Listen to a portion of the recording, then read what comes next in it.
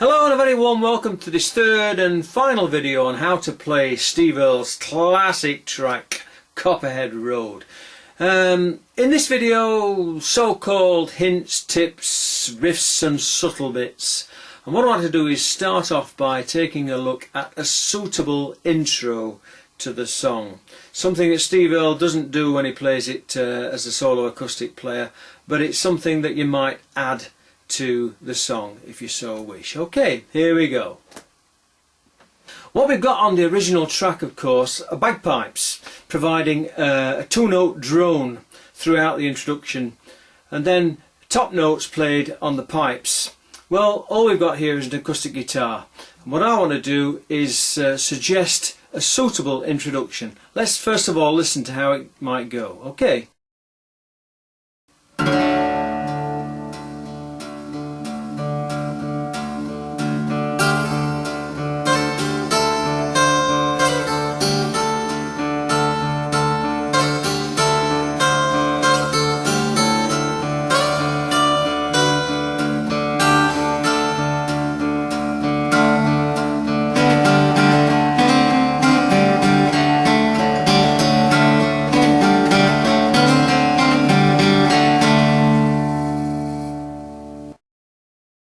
Okay, I want to break this into two parts now, the bass line and the top line, and getting as close as I can with an acoustic guitar to the effect that we get from the bagpipes.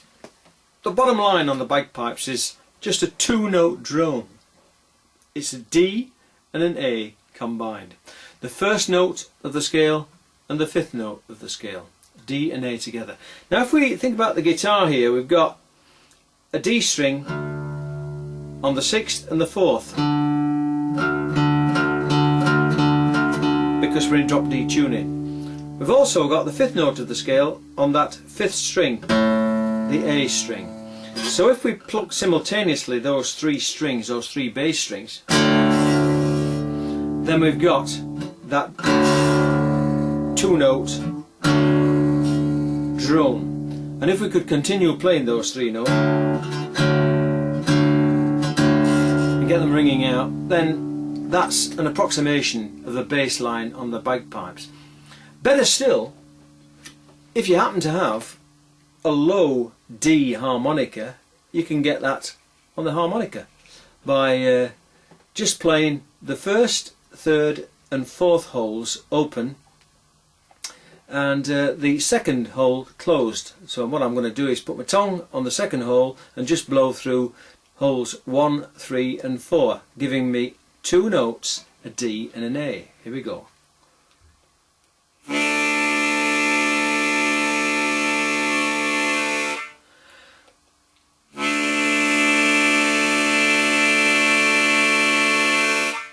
Okay, now that's a two-note drone in D.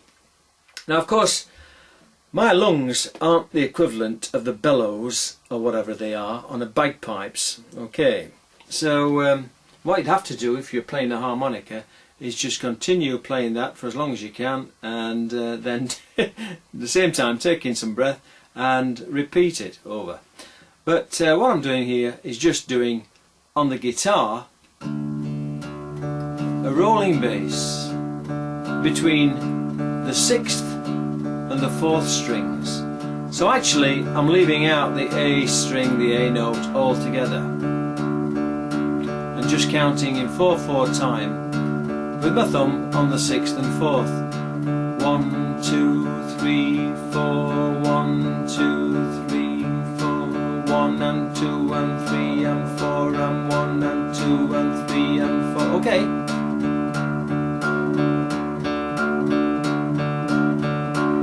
And that's as good as I can get, approximating the sound of the drone on the bagpipes. Okay, that's it. That's all there is to it for that bass line. And then we put in the lead line, the high pipes on the top. Okay, we'll take a look at that now. Right, let's take a look at that top lead line now, which is played mainly on that first string, but also makes use of a note here at the 8th fret of the 2nd string, the B string. And it starts at the 3rd fret, sliding up to the 5th. Let me give you the first few notes of that riff first of all.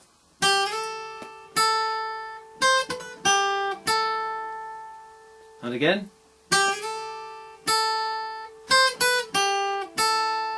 Okay.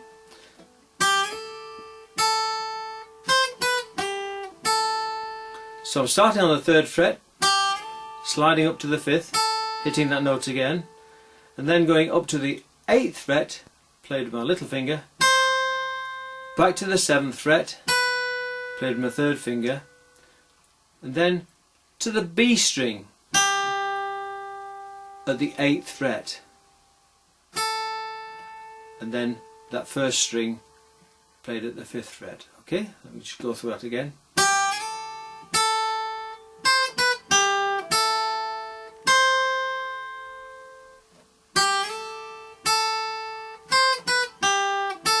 Okay.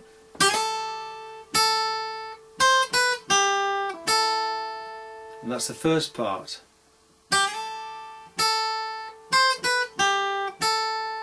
Okay.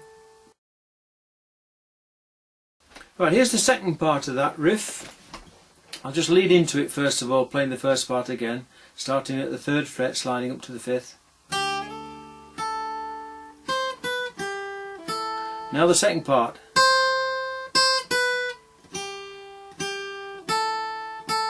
And again.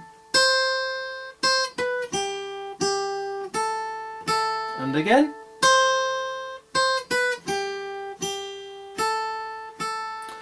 So holding my finger on that 1st string at the 5th fret, what I'm doing is coming up with my little finger to the 8th fret and playing it twice, that note. Then back to the 7th fret, my 3rd finger.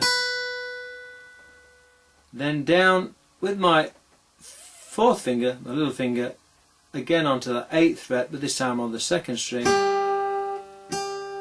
playing it twice, and then the 5th fret again, 1st string.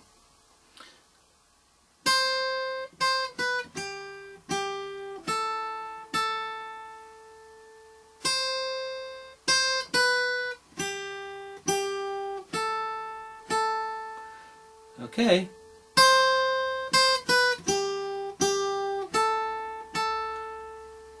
Now the whole of that part of the riff again. Here we go. Starting 3rd fret, sliding up to the 5th.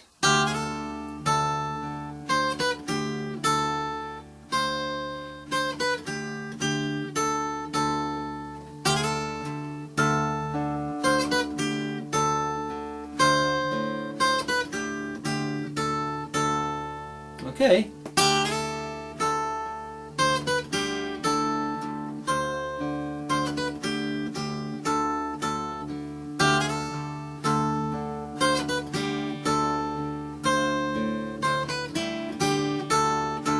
Okay.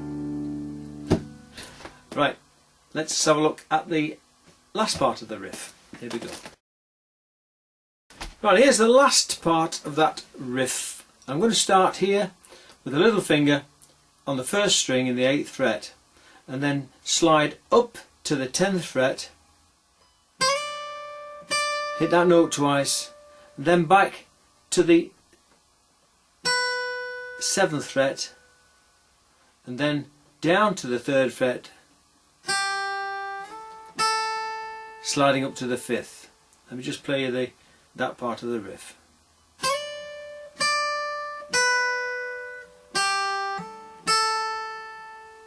And again.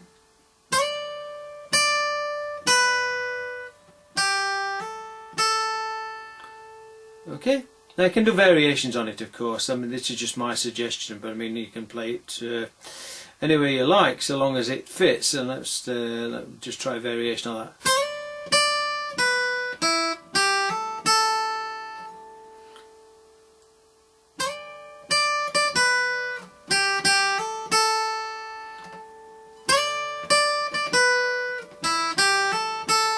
Okay, but basically what I'm doing is this, going from the 8th up to the 10th, and then coming back to the 7th, going down to the third, or playing it open, or playing it at the third and coming up to the fifth,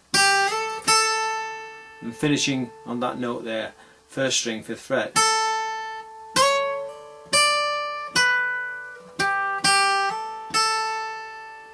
Let's listen to the whole riff.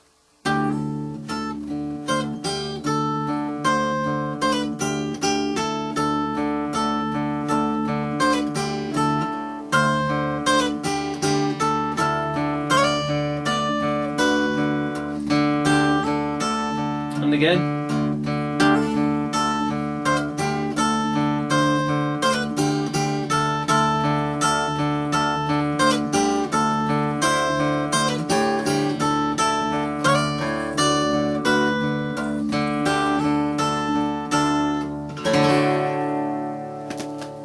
Okay, for now we've taken a look at the notes and the sequence of those notes as played in the introduction to Copperhead Road on the bagpipes. What I want to do now is take a closer look at my interpretation of that introduction on the acoustic guitar. Starting here, and either hammering up from the third to the fifth fret, as I'm playing the bass notes,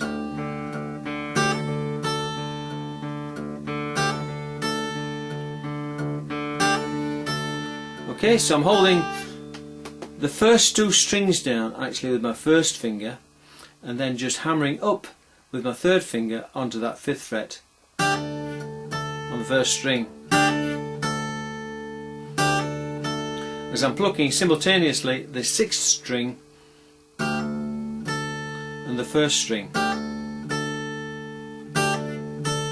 Now I can also slide up from the third to the fifth and get a different effect.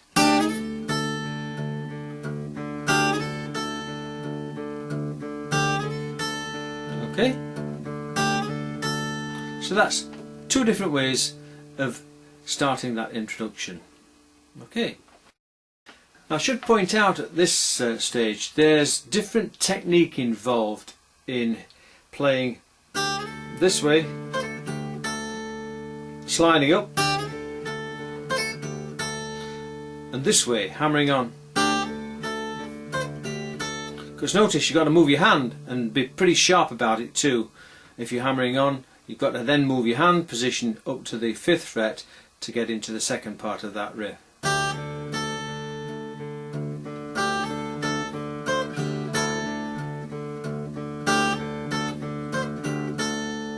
Right, that's not as easy as doing it this way.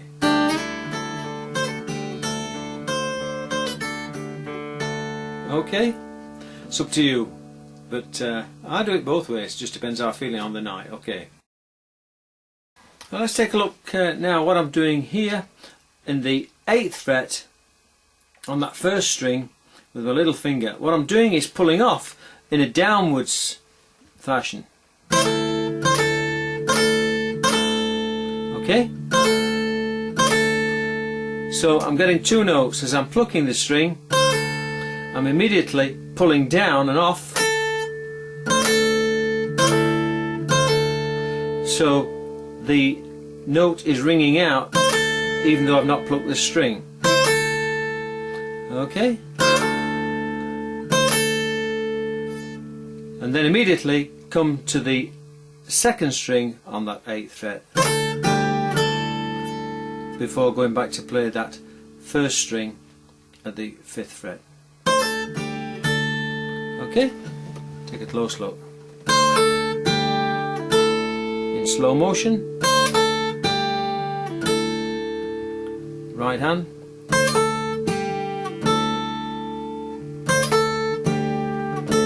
and again.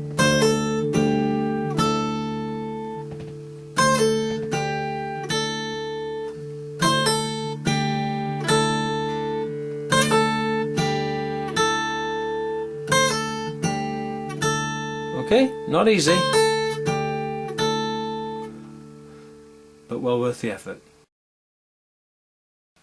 Well, now in the next part I'm repeating that process, pulling down and off with that little finger on the first string of the 8th fret, but having in place the 3rd finger already in the 7th fret on that first string, so we get that note, and then I'm pulling down and off with that 3rd finger like this.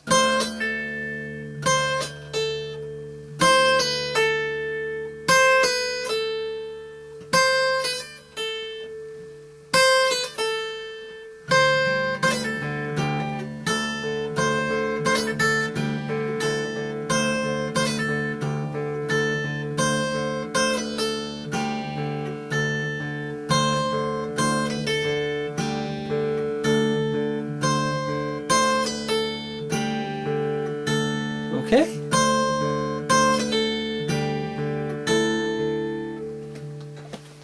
From the top. And again.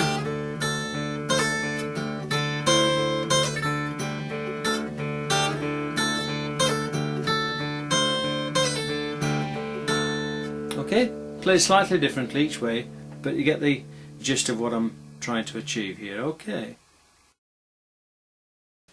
Okay, for the final part of the riff, what I'm doing is again having my first finger cover strings 1 and 2 in the 5th fret, and then with my little finger in the 8th fret on that first string, sliding up to the 10th, playing that first string at the 7th fret, and then coming down to the 3rd fret and sliding up and finishing on the 5th. Okay, like this.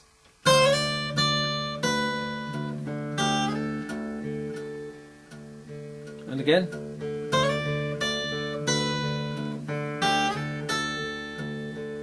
Okay. Let's take the whole riff from the top.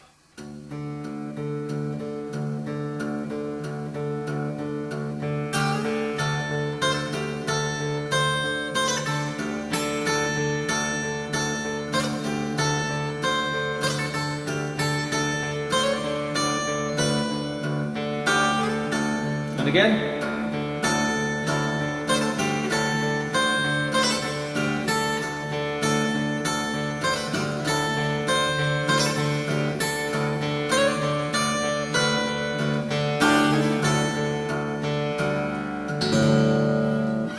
Okay. Rightio, let's take a look now at some variations, some so-called hints, tips and subtle bits that can be used in this song. And the first one's dead simple.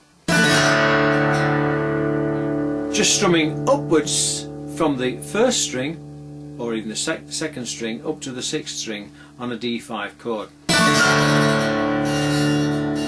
Okay? And that's useful to throw in now and again, not all the time, but just occasionally to give it that added drama. Okay, and it can be used at the end of the intro. Here we go, let's take a look at that.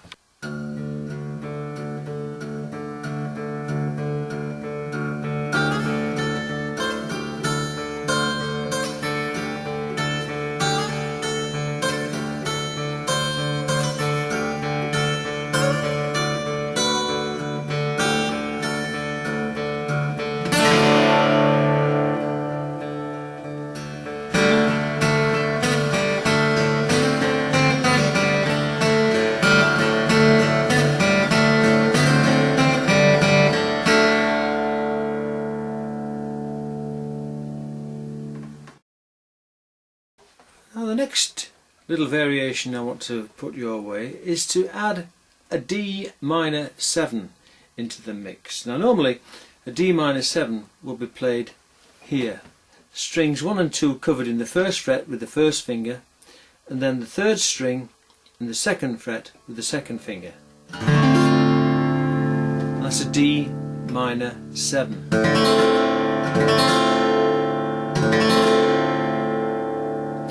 Now, if you take a look at 1 or 2 videos of Steve Earle playing this song as a solo acoustic performer, you'll notice that what he does sometimes, he slides up from a D chord, up from the 2nd fret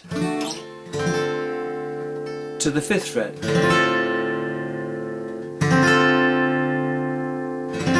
And that's a D minor 7. Listen for the difference. that's very slight, D minor 7 here, and a conventional D minor 7 here. Okay? Hear how similar it is.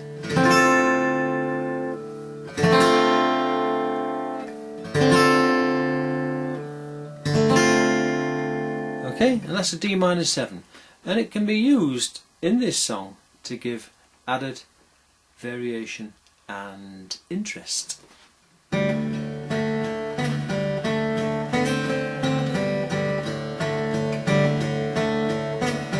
Well, mine ain't jolly anymore,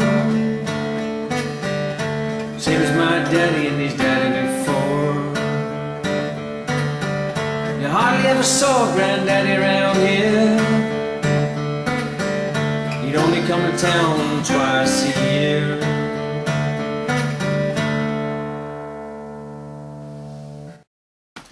Okay, can you see what I'm doing there? I'm using that D minor 7 on the second line of the verse and on the fourth line of the verse. And if you listen carefully to the way the song is sung, you'll hear the subtle differences and how that D minor 7 chord can be used. And that's because the song basically is in a modal tuning that leans towards D minor rather than D major. Okay, let's listen again. Well, mine ain't jolly anymore, same as my daddy and his daddy before. You hardly ever saw Granddaddy around here. He only come to town twice a year. Okay, so you can tell there is a difference in the second line and the fourth line to the way that the lines 1 and 3 are sung, and it does lend itself to that D minor 7 sound in either that position or that position. Okay? Use it or not, it's up to you, but I think it sounds good. Don't use it all the time, but now and again put that variation into the song. Okay. Okay, next hint, next tip. For my money, this song lends itself to both fingerstyle playing and straightforward strumming. Let me just demonstrate.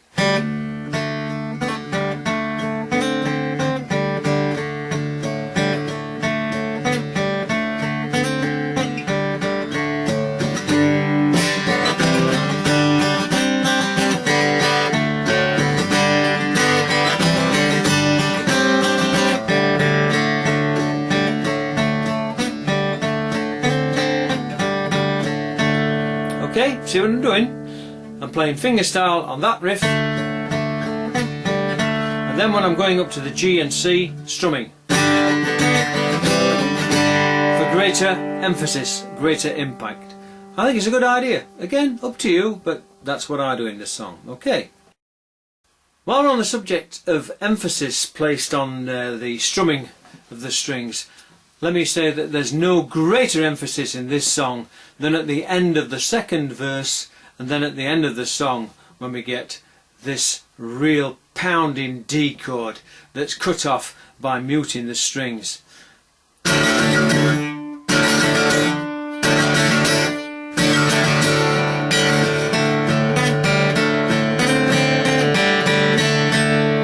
Okay, so how you mute it is really up to you, but what I'm doing is I'm hitting the strings really hard and then muting with the second finger across the strings in that third fret.